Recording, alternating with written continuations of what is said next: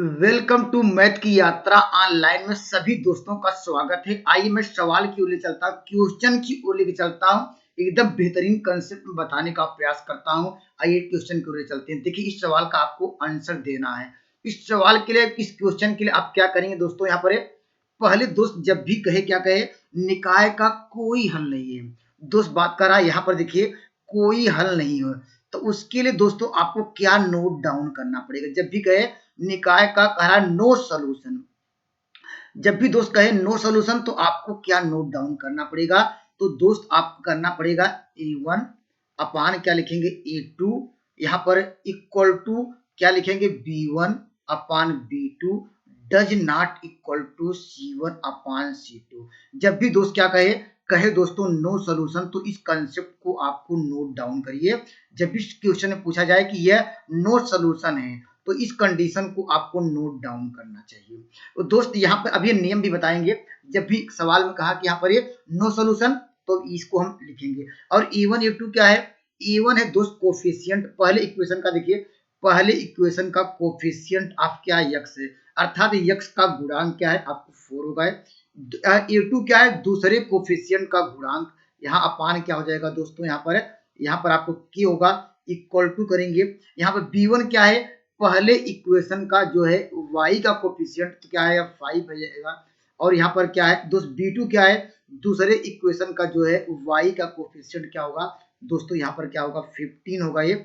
अब दोस्तों यहाँ पर इक्वल टू या यही सब सॉल्व कर सकते हैं, क्योंकि देखिए आंसर डज नॉट में दिया नहीं है, तो यहाँ पर यह लिखना चाहते हैं लिख सकते हैं। C1 क्या है दोस्त, यहाँ पर ये कोफिशिएंट आप क्या है, यहाँ पर एक कांस्टेंट टर्म है, और अपान करेंगे दूसरे क्या है इक्वेशन का कांस्टेंट क्या है, यहाँ पर 33 है।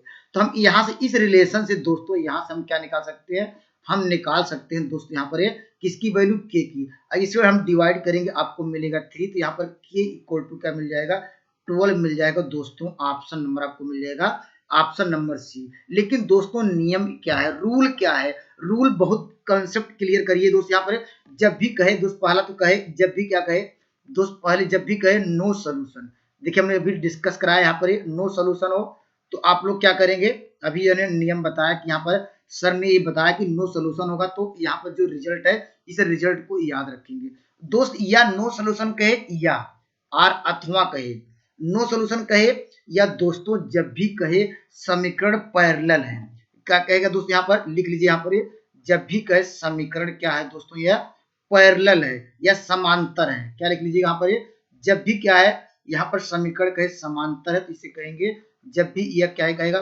पैरेलल है। तो पैरेलल है तो दोस्तों तब भी आपको कंडीशन यही याद रखनी पड़ेगी। नो सॉल्यूशन किया तब भी यही कहेगा, तो आपको याद रखना पड़ेगा जब भी कहेगा कि समीकरण क्या पैरेलल है, तो दोस्तों इसका यहाँ पर के का मान निकालिए, तब भी यही आपको यूज करना होगा।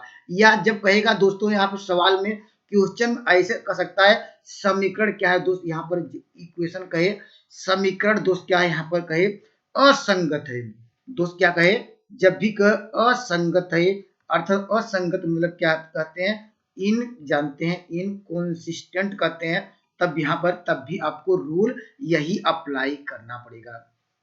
तो दोस्तों जब भी कहे नो सॉल्यूशन, तो इस रिजल्ट को याद रखिए। समीकरण पैरेलल कहे तब भी यही लगाना है। समीकरण असंगत है, इनकंसिस्टेंट है, असंगत है, तो दोस्तों आपको यही लगाना पड़ेगा। तो एक ही सवाल में सारे, जब भी ऐसे पूछ सकता है पेपर में, या क्वेश्चन ऐसे कर सकता है या ऐसे कर सकता है, तो आपको तीनों नियम को याद रखना पड़ेगा। आइए मैं अगले सवाल के लिए चलता हूँ। चलिए इस सवाल का उत्तर देना है।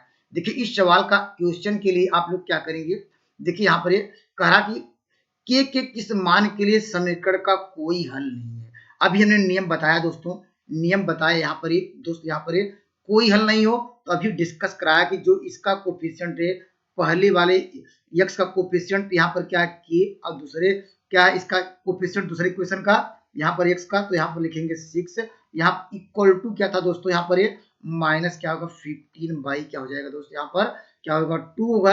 यहाँ पर डज नॉट इक्वल टू लिखा है दोस्तों, यहाँ पर दोनों कांस्टेंट टर्म से डिवाइड करना है। देखिए यहाँ पर अगर दोस्तों इसको हम क्रॉस मल्टीप्लाई करेंगे, तो दोस्तों यहाँ से क्या मिल जाएगा, इसको इक्वेशन को यहाँ पर हम मान लेते हैं ये फर्स्ट, और क्या हम सेकंड को ले लेते हैं। अगर यहाँ पर फर्स्ट सेकंड को ले क्रॉस मल्टीप्लाई किया जाए, तो आपको मिल जाएगा। इससे हम जानते हैं इसको क्या होगा 2k इक्वल टू क्या होगा यहाँ पर 30 हो जाएगा, k इक्वल टू क्या दोस्तों क्या होगा माइनस क्या होगा 15 होगा।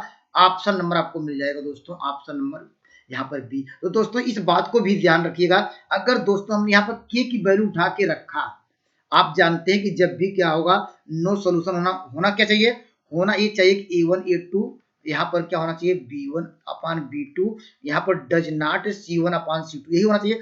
क्या k का मान रखने पर तो दोस्तों क्या कंडीशन आपको ये मिल रही है, देखिए यहाँ पर ये k का मान क्या रखा है तो दोस्तों यहाँ पर अगर मान लीजिए इसमें इसी में रखा जाए तो माइनस देखिए 15 बाई क्या हो जाएगा 6 होगा, ये यहाँ पर क्या होगा माइनस 5 बाई क्या होगा 2 होगा, यहाँ पर डज नॉट इक्वल टू यहाँ पर 2/7 है। अगर इसको हम अगर किससे डिवाइड किया 3 से डिवाइड करेंगे, देखिए 2 आया, इसको डिवाइड करेंगे तो क्या होगा -5। देखिए कंडीशन को होल्ड करा, देखिए -5/2, देखिए ये भी -5/2, क्योंकि देखिए इस कंडीशन को देखिए होल्ड भी कर रहा है और यहाँ पर देखिए अब ये बराबर नहीं है, सही करा क्योंकि ये बराबर नहीं है 2/7 के बराबर नहीं है। तो दोस्तों इसलिए यहाँ पर क्या है, यहाँ पर इसको नो सोल्यूशन को अब क्या होता है अभी हमने डिस्कस कराया कि क्या होना चाहिए, जब भी नो सोल्यूशन कहे तो दोस्त क्या है समीकरण क्या होगा पैरेलल होगा, अर्थात क्या है समीकरण समांतर होगा, असंगत होगा अर्थात इनकंसिस्टेंट होगा ये। तो दोस्त अगर वीडियो अच्छा लग रहा है तो मेरे चैनल से जुड़ सकते हैं।